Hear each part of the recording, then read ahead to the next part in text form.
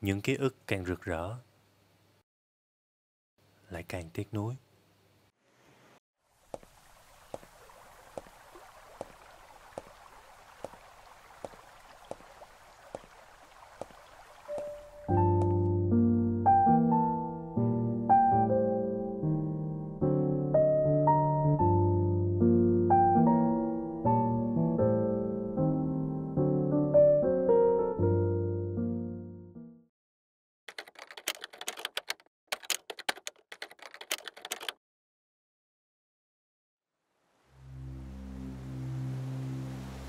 Đây là Kim Du.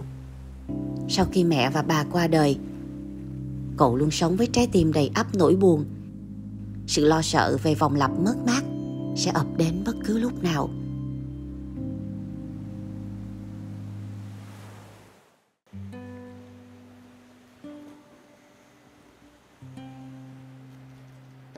Đói bụng quá.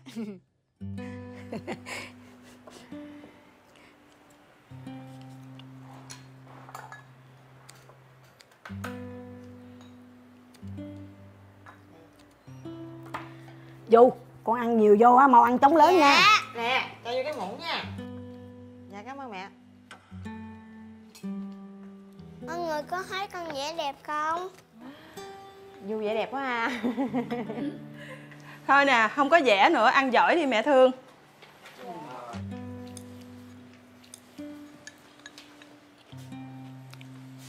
Ăn thật nhiều vô nha. Dạ.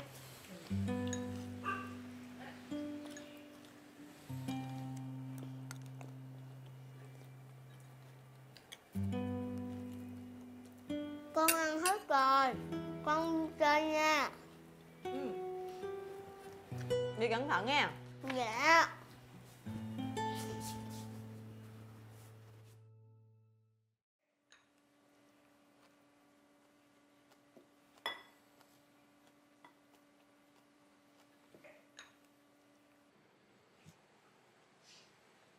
Chu, cất điện thoại ăn cơm đi con.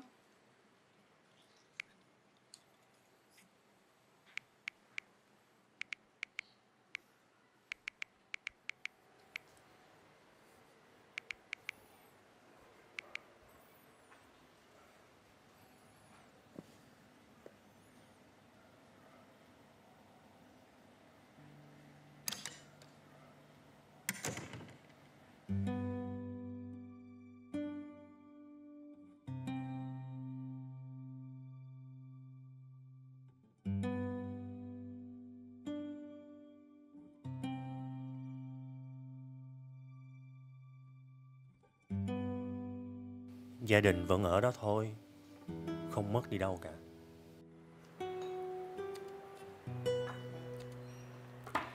Du, con ăn nhiều vô á, mau ăn chóng lớn nha. Cho cái muỗng nè. Ăn thật nhiều vô nha.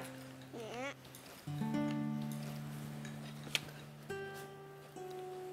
Nè, cho vô cái muỗng nha.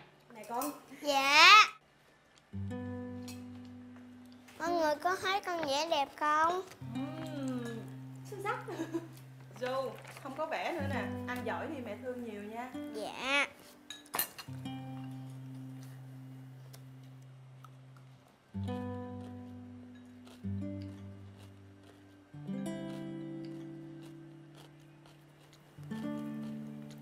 Con ăn hết rồi.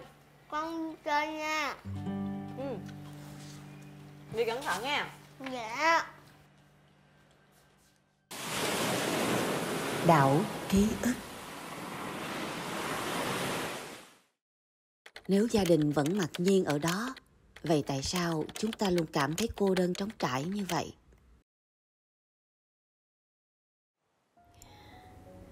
Rồi bạn viết là: rồi một ngày dần dần nhận ra tôi vẫn còn có chị hai. Dù ở xa chị hai, tôi vẫn lo lắng và thương tôi hết mực. Chị hai cố gắng bù đắp cho những mất mát mà tôi phải gánh chịu. Dù tôi biết chị hai cũng tổn thương và cô đơn nơi đất khách quê người lắm, nhưng vì thương em nên chị luôn tỏ ra mình không sao. Có lần tôi cảm nhận được điều gì đó lo âu của chị hai thức đến 3-4 giờ sáng chưa ngủ. Xong chị hỏi đùa tôi là nếu chị hai về lại Việt Nam sống với em có được không? Tôi đã trả lời không do dự, nếu một ngày cuộc sống bên đó quá mệt mỏi và chị hai thấy không thể tiếp tục được nữa thì chị hai về đây với em nha. Dù em có như thế nào em cũng có thể cố gắng lo lắng cho chị hai được. Chị hai im lặng rất là lâu. Chị gửi lại cho tôi icon mặt cười mãn nguyện. Em chào chị Trinh. Em Em chào chị tới Miu. hả? Dạ, Mời ngồi. em đã có mặt ở đây. Chị đang đọc thư của em đây nè. Em Chị xin Trác phép Tín mời. Yêu cũng ở đây lâu lắm rồi. Dạ, trước tiên thì em xin Dạ. cảm ơn chị Trinh và chị Miu đã cho em một cái trải nghiệm ngày hôm nay. Không biết là hôm nay mọi thứ nó như thế nào nhưng mà em mong là nó sẽ để lại trong em một cái gì đó khá là thoải mái và nó nhẹ nhàng hơn. Dạ, còn chị thì đang cảm thấy vô cùng không thoải mái. Vì chị sợ một điều mà chị Miu cũng sợ là với cái sự khinh suất của chị, nhất là với vấn đề về tâm lý thế này á. Thật sự em biết không, với tự tình á thì nó dễ dàng biết bao nhiêu khi mình không nhìn thấy cái đôi mắt của người đó trước mặt mình. Vậy em có sợ là điều này, cái sự khinh suất của chị hay là format của chương trình làm cho những cái vết thương tâm lý của em nó bị lỡ loét, hay là nó bị đánh giá không đúng hoặc làm cho em bị nhìn nhận sai không? Thì thật ra thì em muốn cho bản thân của mình một lần để đối diện. Tại vì suốt một thời gian qua rất là dài rồi em luôn loay hoay, em trốn tránh đó. Thì sau đó nó như thế nào thì cái đó là cái việc mà để mình suy nghĩ lại, mình trải nghiệm. Còn bây giờ thì mình cứ đối mặt với nó thôi. Em cũng không biết được là cảm xúc của mình nó sẽ trôi về đâu. Những người mà đến với đảo ký ức ở bến tàu Bình An đó, không biết họ có bình an chưa, nhưng khi họ đến đây thì họ đã đủ những cái trải nghiệm đau thương rồi. Mà chúng tôi không muốn lấy cái điều đó ra để đùa giỡn hay là để nhận định, để phán xét như chị nói. Vậy thì cái câu chuyện của em á, chị cầm mà chị sợ lắm. Tại vì nó quá nhiều những cái chất chứa, quá nhiều tâm sự. Giả sử mà chị không dám nhận lời cảm ơn của em khi em nói em đến đây, chị không tin rằng là một gánh nặng như vậy một ai đó có thể cất ra khỏi vai em được. Nỗi ám ảnh nó có tính quá trình rồi. Những lời ra đi không lý giải, sự không được phép có mặt, sự không được phép hiện diện, sự thiếu hụt vĩnh viễn trọn đời. Làm sao mà một buổi ngồi trò chuyện chị em mình, em sẽ quay trở về căn phòng của mình, em sẽ quay trở về cuộc đời của mình mạnh mẽ như thế này ở bên ngoài và sóng gió như vậy ở bên trong. Chỉ là được kể cho nhau nghe, đó là điều cố gắng nhất con người ta có thể làm.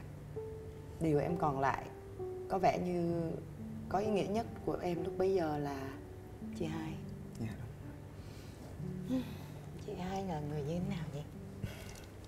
Chị hai là một cái người mà trước đây á, có lẽ là tại vì bản thân của em giống như em nói là em quá hời hợt đi. Em chỉ đơn giản nghĩ là chị hai giống như một người chị như bao người chị khác thôi. Cho đến sau này khi mà mình mất mát rồi mình mới nhận ra được là chị hai em thương em rất là nhiều. Có thể nói là do là chị hai cũng cảm nhận được, biết được là em đã chịu tổn thương nhiều như thế nào.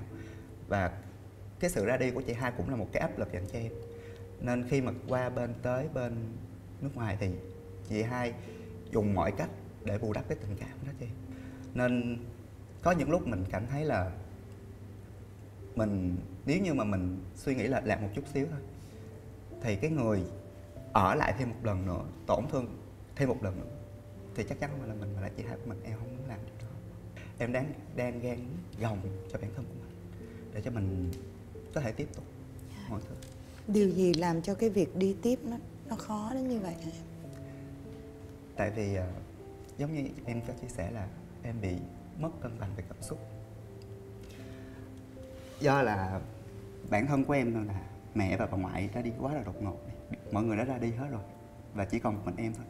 Thì em lấy lý do gì để tiếp tục? Người ta không giữ mình sống tiếp chỉ vì cái chết của mình sẽ ảnh hưởng đến một ai đó. Người ta không sống vì cái chết, người ta sống vì bản chất của cuộc sống đã được trao tặng. Thật ra mọi cái vấn đề về giá trị cuộc sống em đều biết. Mình đã có được giáo dục và mình đã học. Nhưng mà cái việc mà triết lý và cái cảm xúc của mình, em không có thể nào mà đồng hành song song được. Cứ buồn vậy đó. Dạ. mình vừa với mang cái cảm giác là bị hối hận, bị tiếc nuối. Mình chỉ muốn lao đi theo những cái mà mình mất mát thôi. Em có một chia sẻ là tại sao em không nói về tình cảm cá nhân quá nhiều, là tại vì em thấy mọi thứ nó không đáng và nó không để cho em một cái gì đó gọi là gắn kết để vực em dậy bằng cái tình cảm gia đình. Em cảm thấy bản thân của em rất là may mắn ở một chỗ là em ý thức được là thay vì mình cứ lao đầu vào những con tiêu thân mà mình cứ lao vào những cái tình cảm đó trong khi người ta không trân trọng mình, thì tại sao cái gia đình của mình là cái nơi mà mình đã từng quay lưng đi, bỏ rơi, nhưng mà khi mình ngoảnh lại thì mọi người luôn giang tay đón mình, thì tự nhiên lúc đó em cảm thấy là rất là hối hận. Mặc dù đó là cá nhân em thôi nhưng mà em vẫn khuyến khích mọi người yêu nha. Bao nhiêu năng lượng yêu đương thì bạn dồn vào đó hết. Rồi bạn tìm về đảo ký ức. Bạn muốn tìm cái gì? Hơn ai hết em có một cái linh cảm gì đó là em muốn gặp chị Hai liền. Em thèm cái cảm giác mà được chạm vào người thân của mình đó. Mà em lại, cái tính của em là em không muốn chị Hai lo lắng, nên những cái khoảnh khắc đó em không cho chị Hai thấy. Em úp cái điện thoại xuống, chạm xong em úp cái điện thoại xuống liền. Thì chị Hai có hỏi là làm cái gì mà nói chuyện với chị xong là để màn hình đen thui vậy. Em là một cái người rất là biết kiềm chế cảm xúc của mình, đứng trước mọi người và em thể hiện cái cá tính của mình lên, và em không để cho mọi thứ em control hết, em không để cho mọi thứ nó quá xúc động. Nhưng khi mà đêm mà nói chuyện với chị Hai là cái cảm xúc của em nó nhiều nhất. Em chỉ cần chị Hai xuất hiện trước mặt của em, cho em được chạm, cho em được ôm chị Hai và một cái đứa cháu của em, con chị Hai. Đó là nhiêu đó là quá đủ. Em nhận ra được một điều là chính vì cái tình cảm của mình nó đã bị mất mát và bây giờ nó chỉ còn một hy vọng cuối cùng là chị Hai thôi. Một cái tình cảm gia đình duy nhất mà nếu như bây giờ mà nó bị mất đi nữa thì thật sự luôn là em không có nghĩ ra được một cái lý do gì để mình có thể tiếp tục cái hành trình của mình. Chị nghĩ là cái khao khát này nó tuyệt vọng và nó đột ngột, nó đầy nỗi hoang mang trong đó. Em đang cần một cái, nói cho đúng nghĩa đen là một cái đụng chạm xúc giác thật sự để trấn an em. Dạ đúng rồi. Để em đủ sức. Để em biết được là chị Hai mình vẫn còn ở đó. Chị Hai đang ở đó mà em biết điều đó mà. Nhưng mà em bị sợ. Em bị tâm lý của em rất là sợ. Người ta thường biết trên mạng bây giờ mọi người thường có cái trend là có không giữ mất đừng tìm, thì hay dành cho những cái cặp đôi yêu nhau, nhưng mà em thấy cái điều đó không xứng đáng. Đừng nên dùng từ vì cái có không giữ mất đừng tìm, mình nên dùng cho những người thân của mình hơn. Người ta sợ mất người dưng cho đến khi họ mất thứ mà họ biết là không có gì thay thế và không bao giờ quay trở lại được. Nhưng mà đối với phần lớn những người khác, sự mất mát nó được báo hiệu chậm rãi, từng lúc một, từng người một. Có thể sự mất mát đầu tiên là cảnh tỉnh khiến cho người ta kịp thoái hồi để trân quý gia đình hơn. Nhưng với em thì mọi thứ lại xảy ra hầu như cùng một lúc. Em rất là sợ chạy qua những cái quán ăn mà mình và mẹ đã từng đi, mình và gia đình mình đã từng đi, và chỉ có tin được là em tệ đến nỗi mẹ, ngoại và chị Hai mình không có được một tấm hình chụp đàng hoàng chung. Đừng trách anh nữa. Không có đứa con hoàn hảo. Tất cả chúng ta đều là những đứa trẻ bất hiếu, bằng cách này hay bằng cách khác. Một vô tâm nào đó, nó là bản chất của đời sống. Ta không được một cái ơn may là luôn luôn ý thức là mình có thể mất người thân vào ngay ngày mai. Chúng ta không được sự cảnh tỉnh đó.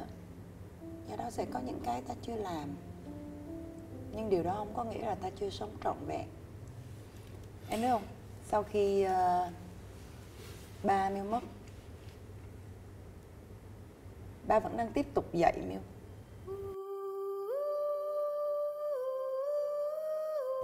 Nhưng vẫn đối thoại với ba mỗi ngày. Anh tay tôi băng đi, tôi băng mới về. Hoa của khán giả tặng, chị vẫn đặt lên bàn thờ. Đến bản thân chị đến bây giờ vẫn chưa định nghĩa được cái chết. Chị không hiểu nó luôn á, chị không hiểu. Ủa, là sao?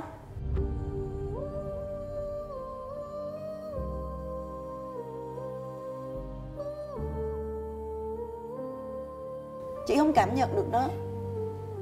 Có Chị không ý thức được sự ngừng lại, tại vì nó không hề ngừng lại bên trong mình.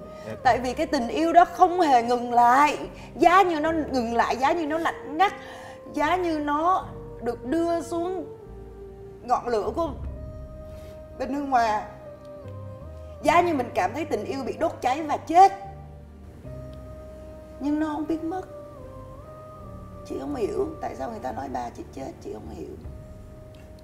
Tại chị vẫn nói chuyện với ba mỗi ngày. Ba lại dạy cho chị một bài học nữa về tình yêu, đó là cái chết không làm nó ngừng lại. Và tình yêu giữa mẹ con, chị em, cha con, nó giống như đi xe đạp đôi. Lên Đà Lạt thấy mấy bạn trẻ đi xe đạp đôi thì nói cái xe này giống tình yêu quá ha, phải có hai người. Cho đến khi chị thấy cái con nhỏ mà cho mướn xe, nó đạp có một mình nó đạp dẻo đạp lên dốc, xong nó dẻo thả xuống dốc, và có một mình nó ngồi cái yên trước xong cầm đi đâu. Và chị hiểu ra đó mới là tình yêu. Khi mà một người mất đi, cái tình yêu trong tim nó còn lớn hơn. Tại vì bây giờ một mình em phải yêu bù cho cả mẹ, cho cả bà. Nó tiếp diễn. Em yêu họ lớn hơn bao giờ hết. Em nghĩ về họ nhiều hơn bao giờ hết. Em khóc vì họ nhiều hơn bao giờ hết. Và cái cảm giác của em khi nói rằng là đó là những người phụ nữ làm cho em có những khoảnh khắc tuyệt vời nhất trong đời, chắc là em chưa bao giờ cười hạnh phúc như vừa rồi em vừa mới kể chị nghe. Và tại vì cái khối tình nó quá lớn, đôi khi nó vượt ngưỡng chịu đựng của trái tim mình. Mình không biết gọi tên cái tình huống mình đang đi qua như thế nào. Mình không thể đến gặp bác sĩ, bác sĩ ơi con bị bệnh là yêu quá nhiều, yêu mẹ, yêu bà, yêu gia đình con quá nhiều, mà mình phải gọi tên nó là rối loạn cảm xúc. Cứ đặt tạm cho nó một cái tên y học để mình yên tâm.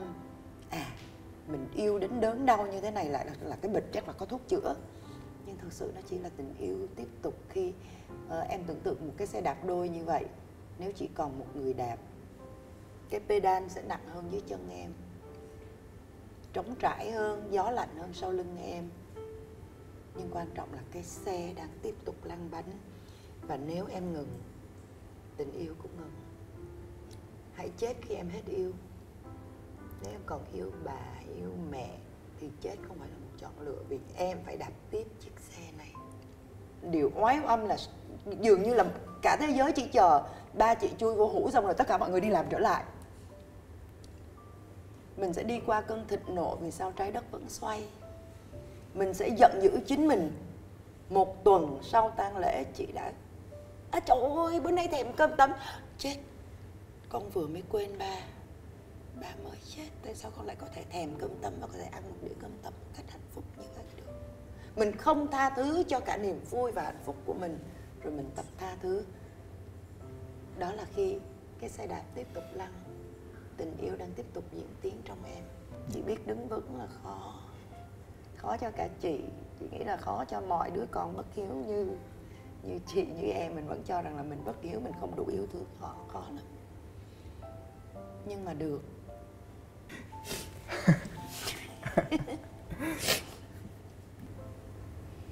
Chào chị Miu á, cách đây vài phút trước khi em bước vào á, nói với chị là chị cảm thấy chị rất thừa thãi trong chương trình này. Chị bảo là không có chị là em chết á. Tại vì cái vốn từ của chị và cái sự im lặng của chị không đủ để xoa dịu và gọi tên chính xác những cái nỗi đau cần đúng thuốc đắng để trị. Có thể mấy cái cảnh trí này là giả, có thể là những cái phông nền là giả, nhưng có một điều ấy, em biết mà đúng không? Chị hai còn sống là thật.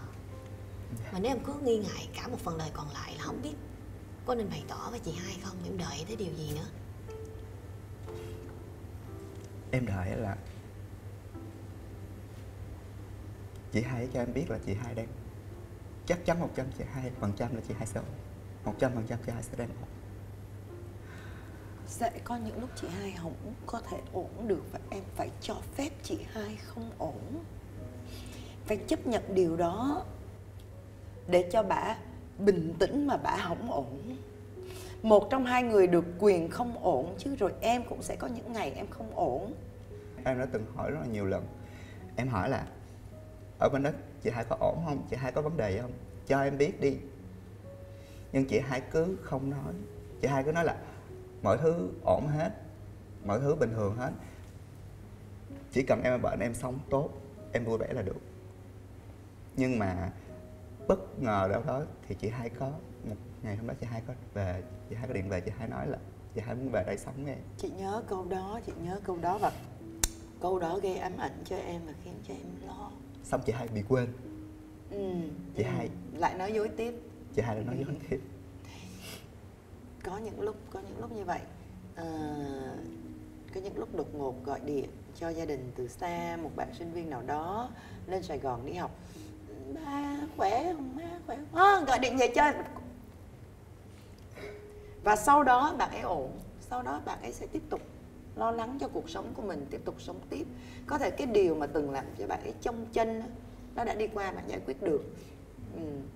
Nhưng mà cái người nhận điện thoại không bao giờ quên được. Cái suy nghĩ thoáng qua trong đầu, em đã quá nhiều thương tổn cho nên điều đó làm cho em âu lo, và em đang super mẫn cảm, super nhạy cảm.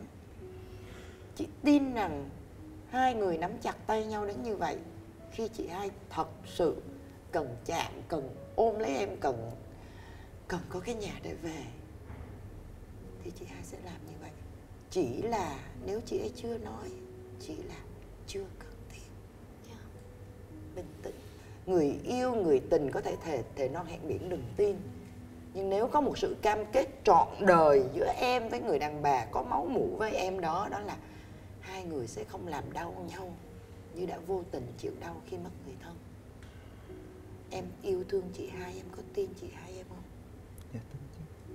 Có nghĩa là em phải biết rằng chị ấy sẽ không để cho em đau. Bà ấy sẽ ổn. Chị biết là chương trình không có đủ bao nhiêu thời lượng để mà có thể thật sự ngồi lắng nghe hết tất cả những tâm sự của Kim Dầu. Chị biết nó còn nữa, còn rất dài, còn nhiều điều lắm. Mà chị rất tiếc là trong 30 phút này nó như là một cơn gió thoảng qua, ngay cả trong cái việc mà chúng ta đã chuyển tải hết tất cả câu chuyện đó. Chị mong em chuyển lại món quà này cho chị Hai khi gặp lại nha. Đừng mở nó ra. nó cũng thơm, nó lành lành tính, mà em đừng mở nó ra. Đây là những món quà được làm tận tay từ bây giờ mình không qua mình gửi qua cho người ta. Nó học bả bệnh đó, không cần hiện thân mà giờ mình hiện quà được không? Nhiều khi chị Hai nhìn cái đó, chị Hai đang buồn chán, chị Hai đang cảm thấy là lạnh lẽo, tự nhiên nhìn cái đó tự nhiên cưng thấy ấm lòng liền. Ngày nào ngó thấy cái món quà đó trong nhà vệ sinh hay là trong chỗ bàn trang điểm, nhớ tới em. Tự nhiên bao nhiêu khó khăn ở nước ngoài qua hết. Chị xin lỗi vì nếu như có sâu suất gì đừng có xin lỗi nữa. Trong cái đảo ký ức này làm cho em buồn nha. Dạ. Vì không có chủ đích đâu. Thật ra thì em không muốn bao giờ mà khác xin lỗi mình hết. Đặc biệt là đến với ngày hôm nay thì em phải là người cảm ơn chị Trinh và chị Miu rất là nhiều. Tại vì hai chị đã cho em được một cái cảm giác là em có thể nói ra được cái điều mà em tưởng chừng như em gai góc tới nỗi mà em sẽ không mặc kệ. Tại sao tao phải nói đối với những bạn bè của em, đối với những người ngoài. Nhưng mà đến ngày hôm nay thì em em coi chị là người ngoài. Dạ không. Em không coi chị người ngoài, em mới có thể chia sẻ được như vậy. Cái tên đảo ký ức á, chị ước gì nó có một cái đảo ký ức thật. Mình sẽ được lên đó, mình sẽ nhặt nhạnh lại những kỷ niệm mà mình muốn sống lại hoài. Mình sẽ gặp lại những người thân đã mất ở cái đảo ký ức đó. Nhưng mà không có cái đảo ký ức đó. Thì cái đảo ký ức mà chị và Trinh có thể cho em cùng lắm hai đứa con nít mồ côi ngồi khóc với nhau. Đó là cái mà tụi chị có thể làm cho em trên đảo ký ức. Thôi bây giờ Thuyền đợi em rồi. Bây giờ không chỉ là mang Irene hay là những cái món quà handmade này về, mà mang cả sự bình an về nha. Em sẽ đem hết mọi thứ, mang cả những gì của hai chị chia sẻ ra em sẽ mang về hết. Chị lắng nghe thôi, không dám chia sẻ gì hết. Em là người quá thông tuệ rồi. Tiếp một cách dõng dạc, thăng bằng nha em. để em có ra ngoài kia mà là có sóng hay gì đó em cũng chạy tạt về đây liền, chạy về đây liền. Dạ, một lần nữa thì em cảm ơn chị Trinh và chị Miu rất là nhiều. Cảm xúc này nó có thể là bù đắp được một phần nào. Có thể là em không dám nói là nó nhiều hay ít, nhưng mà chắc chắn là nó làm cho em cảm thấy là mọi thứ nó ổn hơn. Tụi chị chỉ là người qua đường nhưng tụi chị hiểu. Dạ. Có giá trị chị ơi, người qua đường mà có rất là có giá trị. Dạ, em cảm ơn hai chị rất nhiều. Cảm ơn Kim Dung. Em chào hai chị. Em biệt thị.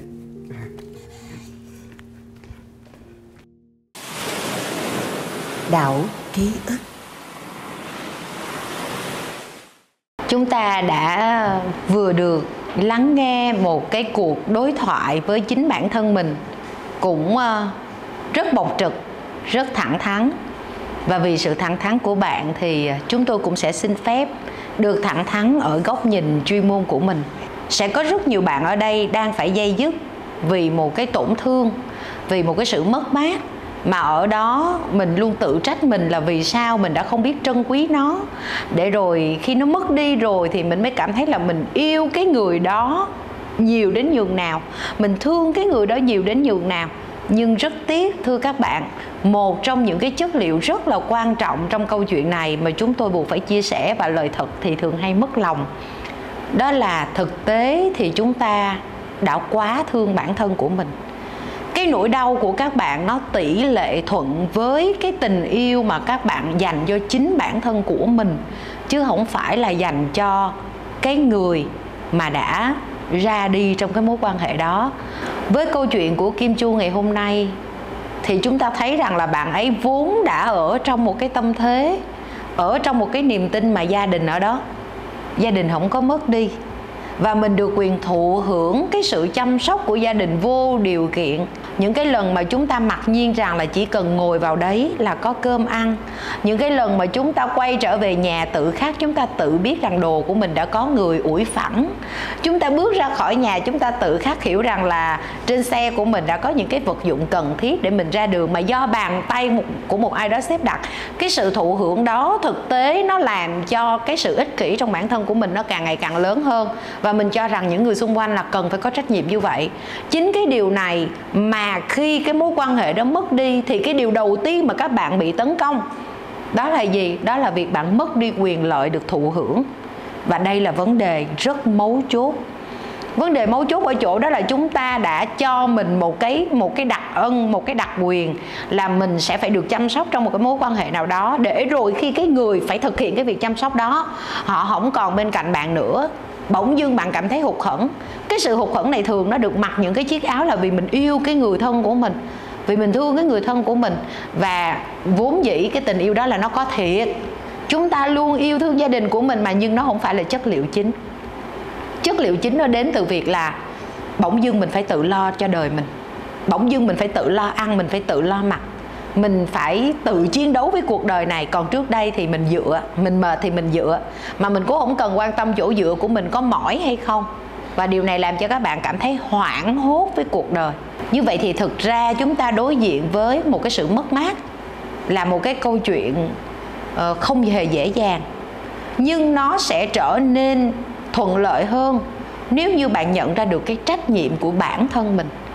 Chúng ta sẽ thấy có những người mất đi một mối quan hệ mà ở đó các bạn không gượng dậy nổi, bởi vì về căn bản chúng ta thiếu sự tự lập. Và khi mà chúng ta có được sự tự lập, khi mà chúng ta có trách nhiệm với chính cuộc đời của mình, thì thực tế việc đầu tiên mà các bạn luôn làm và sẽ làm nó mỗi ngày, đó là việc mà chúng ta phải trả lời là ngày hôm nay mình cần phải làm cái gì, một năm nữa mình cần phải có cái gì, trong cuộc sống này thì có điều gì đang chờ đợi mình làm.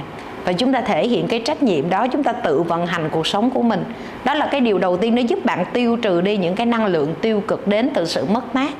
Và cái thứ hai là bạn đón nhận cái việc là mình phải tự đứng trên đôi chân của mình đó. Nó đơn giản hơn, nó nhẹ nhàng hơn.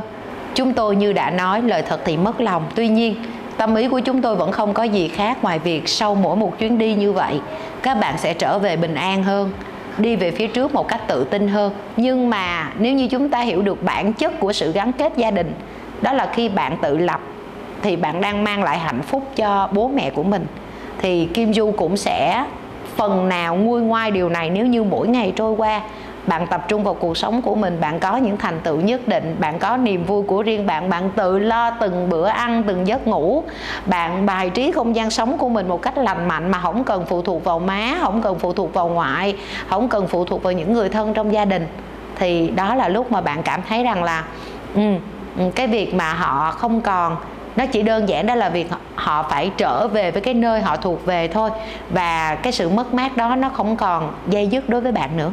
Và cảm ơn Kim Chu vì sự bộc trực của bạn, vì sự chia sẻ thẳng thắn và chân tình khi bạn tìm đến với chúng tôi. Và cũng cảm ơn quý vị khán giả đã luôn ở đây cùng với Đạo Ký Ức.